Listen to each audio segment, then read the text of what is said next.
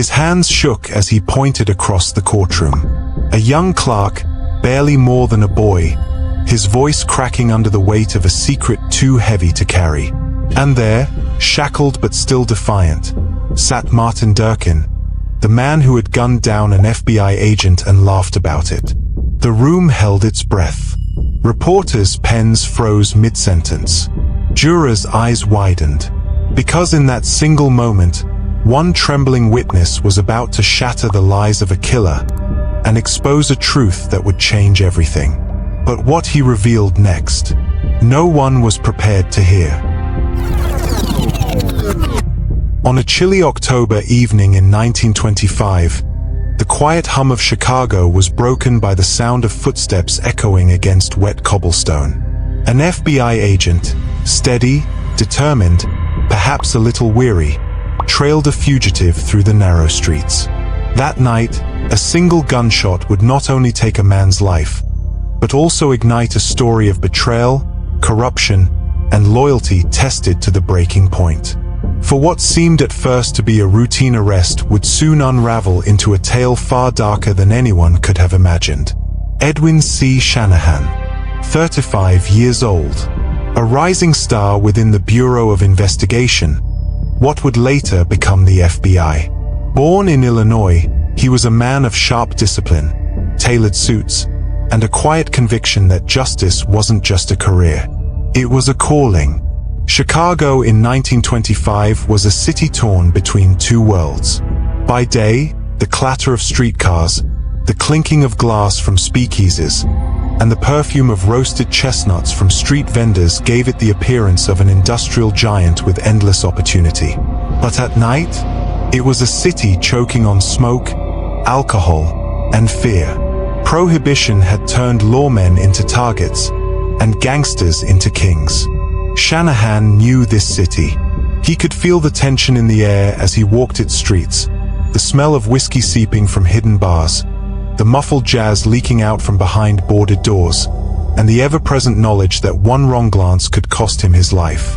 The assignment was clear: capture Martin James Durkin, a car thief with a dangerous reputation. Officially, Durkin was wanted for stealing automobiles across state lines.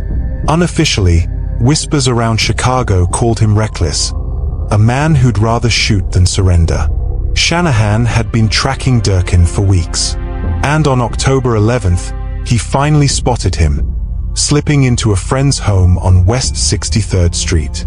To anyone else, it was an ordinary man entering a modest brick house. But to Shanahan, it was the culmination of countless hours of surveillance, reports, and dead ends. Still, something felt off. Durkin didn't glance over his shoulder like a nervous fugitive. He moved with the confidence of someone who wasn't afraid of being caught. Inside the bureau office earlier that day, Shanahan's colleagues had warned him. Durkin's no ordinary thief, one agent said, his cigarette ash trembling as it hit the floor. Word is, he's armed, and not afraid to use it. Shanahan had nodded but said nothing. He believed in procedure, in discipline. If you treated men like animals, they would respond as such. But if you gave them a chance to surrender, sometimes they did. Yet, as he trailed Durkin that night, his instincts told him otherwise. First, he noticed a black Packard idling 2 streets down. Its engine whispered in the dark, but no driver sat inside. A decoy? Or a getaway car? Second, a woman lingered on the steps of the house where Durkin entered. She smoked slowly, eyes shifting toward Shanahan. When she caught his gaze, she smiled. A smile too knowing, too sharp. Third, the house itself was silent. No laughter, no voices, no clinking of glasses. Just silence, heavy and deliberate. In later days, witnesses would recall small details. The woman's nervous hands, the faint glint of metal tucked beneath Durkin's coat, and Shanahan, pausing on the street corner, his hand hovering just above the revolver at his side, as if his body already knew what his mind could not yet accept. But at the time, Shanahan dismissed these as nerves. He had made arrests before. He had stared down criminals with more blood on their hands than Durkin. Still, the air that night carried something else. A warning. When Shanahan finally entered the house, his suspicions crystallized. The room smelled of gun oil. Chairs were overturned, as if moved hastily. And on the table lay a newspaper, today's edition, with his own bureau assignment circled in ink. Durkin had known he was coming. The realization hit Shanahan with a chill. This wasn't a pursuit. It was a trap. From the shadows, Durkin emerged. Tall, broad-shouldered, with cold eyes that didn't flicker even under the dim lamplight. He wasn't alone.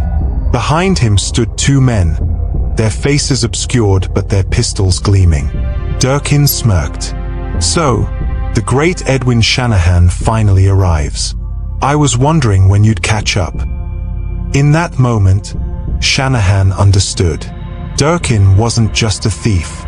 He was connected, protected, maybe even backed by men higher up than anyone had dared to imagine. And this wasn't going to end with a set of handcuffs. "Martin Durkin," Shanahan said firmly, his voice steady despite the pounding in his chest. "You're under arrest. Put the weapon down." Durkin laughed, a sharp, cold laugh that echoed through the empty house. "Arrest me? You're braver than they said, Agent. Or maybe just dumber." The two men raised their guns. Shanahan's hand snapped to his revolver. The air turned electric, seconds stretching into eternity. "Think about this," Shanahan pressed. "You shoot me, there's no walking away. The Bureau will hunt you down." Durkin's eyes narrowed. His smirk faded. And then, a gunshot. The sound tore through the silence. Shanahan staggered back, his revolver slipping from his hand. His body crumpled against the wall, the lamplight casting his shadow long and thin across the floorboards. The first Bureau agent in history had just been killed in the line of duty. Durkin fled the scene, vanishing into the night with his accomplices. Outside, the city of Chicago carried on, jazz spilling from bars, tires screeching on wet streets, unaware that history had just shifted inside a quiet brick house. When fellow agents discovered Shanahan's body hours later, a silence fell over the Bureau. He had been a colleague, a friend, a symbol of dedication. And now, his death was a line in the sand. This wasn't just about one fugitive anymore. This was about sending a message. In the weeks that followed, the Bureau would unleash one of the most relentless manhunts in American history. But as the agents closed in on Durkin, they would uncover something far more disturbing than a murderer on the run. Because Martin Durkin wasn't just hiding. He was protected by a network of allies who would stop at nothing to keep him free. And the deeper the Bureau dug, the closer they came to a conspiracy that reached places they never expected. The death of Agent Edwin Shanahan sent shockwaves through the Bureau. He wasn't just the first agent killed in the line of duty. He was a symbol, a reminder that justice had a price. And now, that price demanded payment. But as the Bureau prepared to hunt down Martin Durkin, they had no idea that the fugitive's shadow stretched far longer, far darker than they imagined. In the days after Shanahan's funeral, the Bureau hardened. His colleagues remembered him not with tears, but with resolve. The Bureau was young, still finding its place in American law enforcement. But Shanahan's murder forced a transformation. Chicago became a city under siege. Detectives whispered in dim alleys. Agents spread across neighborhoods like a net tightening around a predator. The air smelled of cigarette smoke, damp wool coats, and gasoline from roaring engines patrolling the streets. But Durkin was nowhere to be found. Reports trickled in. A stolen Ford spotted near Joliet. A farmhouse ransacked outside Aurora. In each case, Durkin left chaos behind. Broken locks, frightened witnesses, vehicles abandoned in ditches. It wasn't just about evading capture. It was about mocking the men chasing him. One agent, slamming his fist on a desk, muttered, "He's not running. He's playing with us." And they all knew it was true. The Bureau soon discovered just how dangerous Durkin had become. First, a train station near Peoria. Witnesses reported a man matching Durkin's description boarding with a pistol tucked under his coat. When local police moved in, he slipped away, leaving behind a frightened conductor and a stolen badge. Second, in Wisconsin, a farmer's son found a revolver buried in hay. Etched into the handle were initials. MD Durkin had been there, and he was leaving breadcrumbs, daring them to follow. Third, in Chicago itself, a corrupt officer was caught passing information to Durkin's associates. The betrayal cut deep. The Bureau realized the fugitive wasn't alone. He had eyes and ears inside the very institutions sworn to stop him. Whispers spread. Durkin was rumored to have family ties with local gangs, protection from speakeasy owners, even connections to politicians who quietly admired his defiance. Every lead raised a bigger question. Was Durkin really just a car thief turned killer, or was he part of something much larger? The breakthrough came in late October. A woman, the same one who had smiled at Shanahan outside the house weeks earlier, was spotted in Cicero. Agents tailed her, watching as she delivered a brown envelope to a boarding house. Inside the envelope, maps, routes stretching from Illinois to Missouri. Safe houses circled in red ink. Durkin wasn't just hiding. He was moving, and he had an escape plan. By early November, agents cornered Durkin in a barn outside St. Louis. They thought it was over, but as they surrounded the structure, gunfire erupted. The barn door splintered, bullets slicing through the night air. Durkin didn't just fight. He fought like a man who knew reinforcements were coming. And they did. A second car screeched into the clearing, men leaning out with rifles, covering Durkin as he bolted through the back. The Bureau had underestimated him again. This wasn't just one man against the law. This was a network, armed and unafraid to kill. "Stand down, Durkin," an agent shouted, his voice ragged over the gunfire. But Durkin only laughed, sprinting into the woods, his boots crunching through frosted leaves. His allies fired wildly, forcing the agents to retreat behind wagons and fences. The chase dragged into the night. Exhaustion gnawed at the agents, but adrenaline fueled them. Every time they closed in, Durkin slipped away, as if the city itself bent to shield him. When dawn broke, all they found were footprints vanishing into the Mississippi mud. The Bureau regrouped. Shanahan's photograph was pinned to every office wall, his memory fueling the relentless pursuit. Agents fanned out across the Midwest, knocking on doors, questioning strangers, scouring every whisper of Durkin's whereabouts. But weeks passed, and still, no capture. The public grew restless. Newspapers splashed Durkin's face across front pages, calling him public enemy number one. For the Bureau, the pressure was unbearable. If they couldn't bring him in soon, their reputation, their very future, was at stake. But then, in December 1925, a single telegram arrived at Bureau headquarters. The message was short, typed in uneven letters. Durkin spotted. Small town. Safe house confirmed. Come quickly, but trust no one. It was unsigned. Agents stared at the paper in silence. If it was real, this could end the manhunt. But if it was a trap, it could end them. And what they found when they followed that telegram would shake the Bureau to its core. December 1925. A single telegram had arrived at Bureau headquarters. No sender, no explanation. Just 5 words that gripped every agent who read them. Durkin spotted. Safe house confirmed. It felt like the first real chance to end the nightmare that had begun with Agent Edwin Shanahan's death.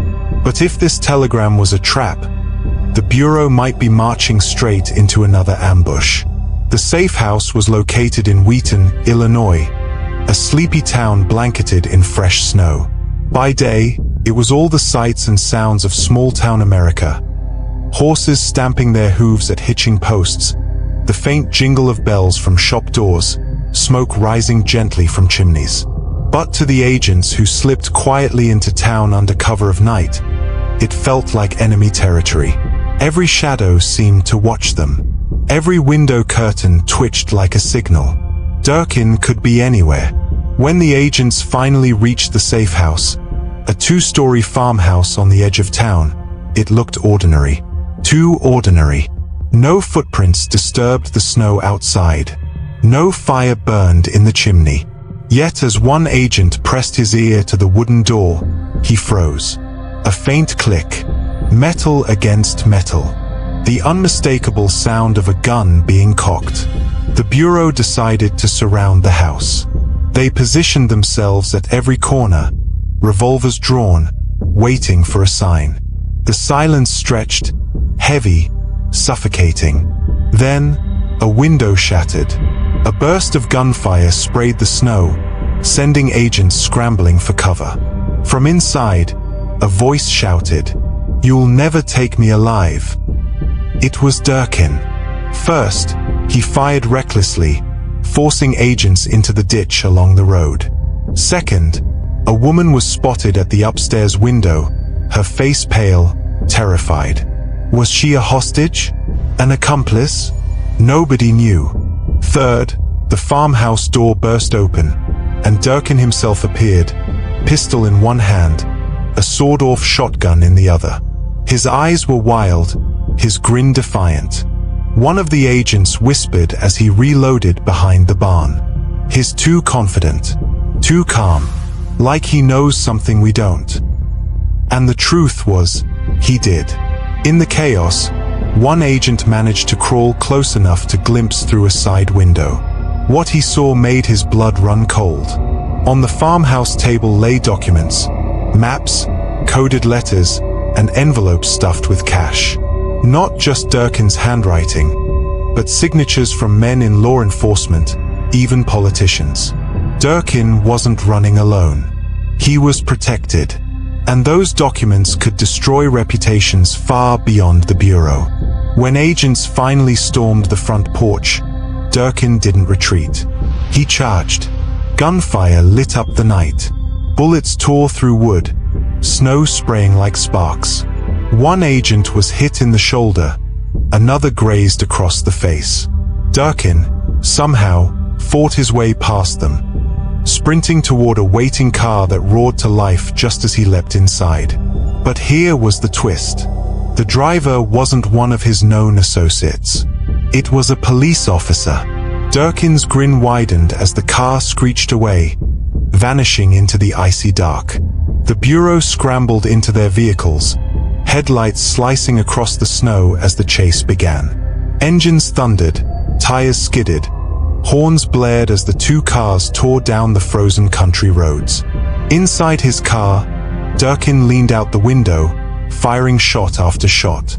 Bullets ricocheted off fenders and shattered headlights. The agents returned fire, glass exploding, the roar of engines drowning out everything. For miles, the chase raged. And then, Durkin's car veered sharply into the woods. The Bureau followed, and realized too late what they had driven into. Hidden deep in the forest clearing, floodlights suddenly blazed to life. More cars, more men. Dozens of Durkin's allies emerged from the trees, rifles raised. The Bureau slammed their brakes, trapped in a kill zone. It wasn't just a manhunt anymore. It was war. As the agents ducked behind their vehicles, bullets shredding the night, one thought rang louder than the gunfire. Durkin wasn't just fighting for survival. He was leading an army. And the Bureau, cornered in the snow-covered woods, was about to face their deadliest battle yet. Snow fell silently on the Illinois woods. But silence was a lie. Beneath the trees, gunfire cracked like thunder, echoing across the frozen earth. The Bureau's cars sat pinned down, their headlights shattered. Their agents crouched low as Martin Durkin and his men unleashed hell. This was no longer a fugitive chase. It was a battlefield, and only one side would leave those woods alive. The Bureau agents, still mourning Edwin Shanahan, had chased Durkin for months. Now, trapped in this snowy clearing, they faced the very man who had brought the Bureau to its knees. The air reeked of gunpowder and gasoline. Splinters of bark flew from trees as bullets slammed into trunks. Breath froze in the winter air, every exhale a cloud of desperation. The setting looked like something from a war zone, not small-town America. Pinned behind a wrecked car, one agent shouted over the chaos. "He's got more men than we thought. We can't hold here." Another growled back, "We hold or we die." Durkin's men advanced, their boots crunching in the snow. And at the center of it all stood Durkin himself, shotgun in hand, shouting orders like a general leading his army. First, the Bureau tried a desperate push. 2 agents sprinted across the open ground, firing into the tree line. One made it to cover, the other didn't. Second, Durkin's allies began to circle, flanking the Bureau from both sides. The agents realized they were seconds from being surrounded. Third, just when hope seemed gone, headlights appeared on the horizon. Reinforcements. Dozens of Bureau agents poured into the clearing, their own gunfire lighting up the night. The battle turned. As the fight raged, one agent spotted something in the distance. A covered truck parked deeper in the woods, guarded by 2 men. It wasn't firing. It wasn't fleeing. Whatever was inside that truck, Durkin was protecting it. With reinforcements pressing in, Durkin began to retreat. But before he fled, he barked one final order to his men guarding the truck. "If they take me, burn it. Burn everything." The agents exchanged glances. What was in that truck that Durkin feared more than capture? At dawn, with the battlefield littered and Durkin's men scattered, the Bureau finally breached the truck. Inside were crates, stacked high, marked with names and seals. But not whiskey, not stolen goods. Documents, letters, ledgers, evidence tying Durkin to gang leaders, city officials, and even lawmen on the Bureau's own payroll. Durkin wasn't just a fugitive. He was a link in a chain of corruption stretching into the very institutions hunting him. Hours later, the Bureau cornered Durkin again, this time in a farmhouse outside Springfield. He fought like a man with nothing to lose. Windows shattered, floorboards splintered, the air thick with smoke as agents closed in. Durkin fired until his pistol clicked empty. Then, finally, he staggered, blood seeping from a shoulder wound. "Martin Durkin," an agent shouted, revolver aimed steady, "It's over." Durkin laughed weakly, leaning against the wall. "You think you've won? You don't even know who you're working for." Durkin was dragged from the farmhouse in handcuffs, his once defiant grin replaced with a grimace of pain. For the Bureau, it was a victory. The man who killed Edwin Shanahan was finally in custody. But in Washington, when officials opened the truck's documents, their expressions hardened. Too many names. Too much power. If the public learned the truth, it could shatter the Bureau itself. As Durkin sat in a holding cell, bruised but unbroken, he leaned toward an agent and whispered, "Enjoy your little victory. By next week, I'll be out. And when I am, I won't be the only one you'll have to answer for." The agent froze, because behind Durkin's words lay a chilling possibility that the Bureau's greatest enemy wasn't just the fugitive they had captured, but the men standing in their own ranks. January 1926. Martin Durkin sat in a federal holding cell, bruised and shackled. For the first time in months, the Bureau felt a glimmer of triumph. The man who had murdered Edwin Shanahan was finally off the streets. But inside those stone walls, Durkin's confidence never wavered. And the Bureau was about to learn that catching him was only the beginning. Durkin's cell was narrow, cold, and damp. The stone walls sweated in the winter chill, the iron bars slick to the touch. Outside, the sound of boots echoed down the corridor, agents standing guard around the clock. To the Bureau, this was the end of the chase. To Durkin, it was merely a pause. Because he knew something the Bureau did not. Powerful men wanted him free. The first sign of trouble came days later. A guard on night duty noticed a folded piece of paper slid beneath Durkin's cell door. He swore he hadn't seen anyone near it. When the guard opened it, he found 5 words scrawled in pencil. "Hold tight. They'll fix it." Durkin smiled. First, during interrogation, agents pushed Durkin about the documents found in the truck. Names, ledgers, cash. He refused to answer, only smirking and asking for cigars. Second, a lawyer arrived unexpectedly, claiming to represent Durkin. He produced paperwork signed by a judge. The Bureau was baffled. No one had authorized it. Who sent him? Third, the newspapers began to change their tone. Editorials hinted that Durkin's case was more complicated than the Bureau suggests. Someone was working to reshape public opinion. One evening, an agent overheard Durkin whispering through the bars to a visiting priest. "You tell them," Durkin muttered, "if I go down, they go down with me." It was a threat. But to whom? The Bureau's fears exploded into reality when, on a stormy February night, a truck barreled toward the prison gates. Shots rang out. Guards scrambled. The air filled with smoke and shouts. In the chaos, 3 men stormed the cell block. But when they reached Durkin's cell, he was gone. His bunk was empty. Someone inside the prison had moved him. The next morning, the Bureau discovered a hidden passage beneath the prison, a tunnel carved years earlier during prohibition smuggling. Durkin hadn't escaped on his own. He had been escorted out. And the most chilling detail? The tunnel led not into the woods, but directly into the basement of a city official's house. When agents burst into that basement, they found Durkin seated calmly at a table, smoking a cigar. Around him stood 2 uniformed officers and a man in a tailored suit, a local politician. Durkin's grin was wide. "Gentlemen," he said, exhaling smoke, "looks like you've been chasing the wrong men all along."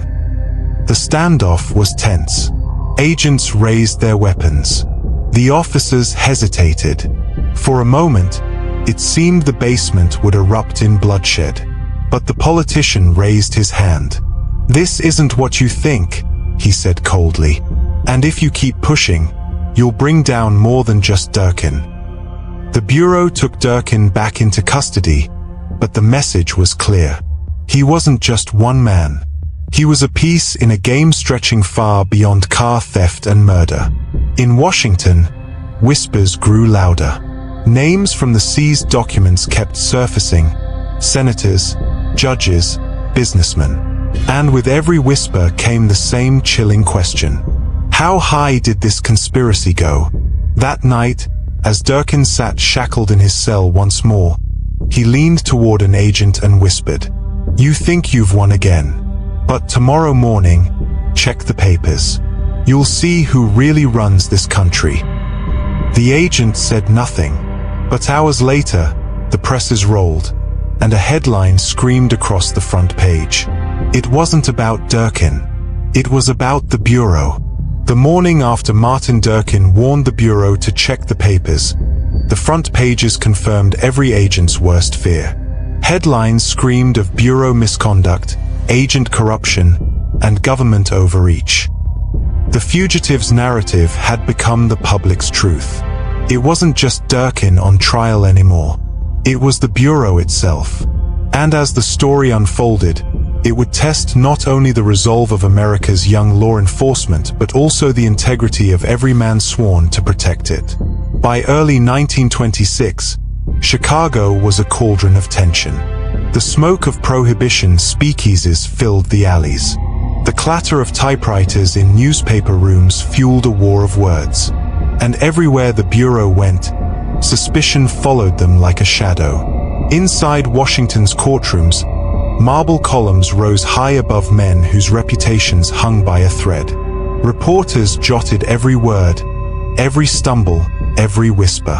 For the Bureau, this was no longer a manhunt. It was survival. At the center of it all, Martin Durkin, shackled yet smiling, the man who had slain Edwin Shanahan and turned his death into a weapon. The Bureau wanted justice. Durkin wanted freedom. But the courtroom revealed a third battle: truth versus lies. Durkin's lawyers painted him as a victim of government abuse, claiming the Bureau framed him to cover up their own misdeeds. They pointed to the seized documents, twisting them into evidence of corruption within law enforcement. And the crowd listened. Murmurs filled the gallery. Could it be true? Was the nation's new investigative agency already rotten inside? First, a surprise witness, a former officer, swore under oath that agents had threatened his family to gain testimony against Durkin. The Bureau denied it, but the damage was done. Second, a sympathetic journalist smuggled a letter to Durkin in jail.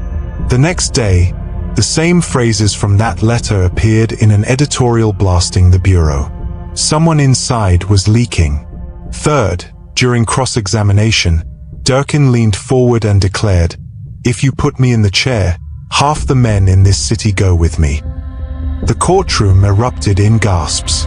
Behind the polished wood benches, one Bureau agent whispered to another, "This isn't just about justice. If we lose here, we lose the Bureau itself." But then came a turning point. An overlooked witness, a young clerk from Durkin's own circle, came forward. His hands shook, his voice cracked, but his testimony cut like glass. He described nights at Durkin's safe houses, the stolen cars, the armed robberies, and most damning, he recounted how Durkin had boasted about shooting Edwin Shanahan, laughing as if it were a game. The gallery went silent. For the first time, Durkin's smirk faltered. In the following days, more cracks formed. Durkin's allies turned on each other, striking deals to save themselves. Documents once dismissed as forgeries were verified by handwriting experts. And the supposed corruption within the Bureau? Revealed as half-truths, manufactured by Durkin's network of gangsters and crooked officials desperate to shield themselves. The conspiracy was real, but it wasn't the Bureau's. It was Durkin's. On the final day of trial, the prosecutor's words rang through the hushed courtroom. Edwin Shanahan swore an oath to protect this nation, even at the cost of his life. Martin Durkin chose another path, one of theft, violence, and murder. Today, the choice is yours. Will we honor justice or let corruption reign? Durkin leapt to his feet, shouting, "You're all puppets. You think you're free men? They own you. Every last one of you." Guards restrained him as the jury filed out. The wait was tense. Hours dragged like years. And then, the verdict. Guilty. Martin Durkin, the man who murdered Edwin Shanahan and taunted the Bureau, was sentenced to death. For the Bureau, it was vindication. Shanahan's sacrifice had not been in vain. Justice had spoken. But the trial left scars. It revealed how fragile truth could be in the face of lies, how close institutions could come to collapse under pressure. The Bureau emerged stronger, but wiser, knowing that trust, once shaken, must be earned again and again. As history closed the chapter on Martin Durkin, one lesson echoed louder than the verdict. Evil thrives in silence, but it crumbles when truth is spoken. Agent Shanahan's courage reminds us that standing for what is right may cost dearly, but it inspires others to rise higher. Durkin's downfall warns us that arrogance, greed, and deception always carry a price. And for us, the lesson is clear. A character is not what you do when others are watching. It's what you choose when no one is. A justice may be delayed, but it is never denied. A lie can travel fast, but truth, though slower, will outlast it. In the words of Abraham Lincoln, you can fool all the people some of the time, and some of the people all the time, but you cannot fool all the people all the time. And as the Bureau learned, integrity is not a shield against attack, but the light that endures through it. What do you think of the story of Martin Durkin and Agent Edwin Shanahan? Was justice truly served? And how should we remember the sacrifices of those who risk everything to uphold the law? Share your thoughts in the comments below. I'd love to hear your perspective. And if you found this story powerful, be sure to watch another true crime story here on Crime Case Files channel. Because sometimes, the truth is stranger and more inspiring than fiction. The case may end here, but the questions don't. Don't let the trail fade into silence. Hit subscribe, drop a like, and turn on the notification bell so you're with us when the next story breaks. Because in the shadows of crime, the smallest clue can change everything. Stay vigilant. Stay curious. Stay with us. Behind the crime.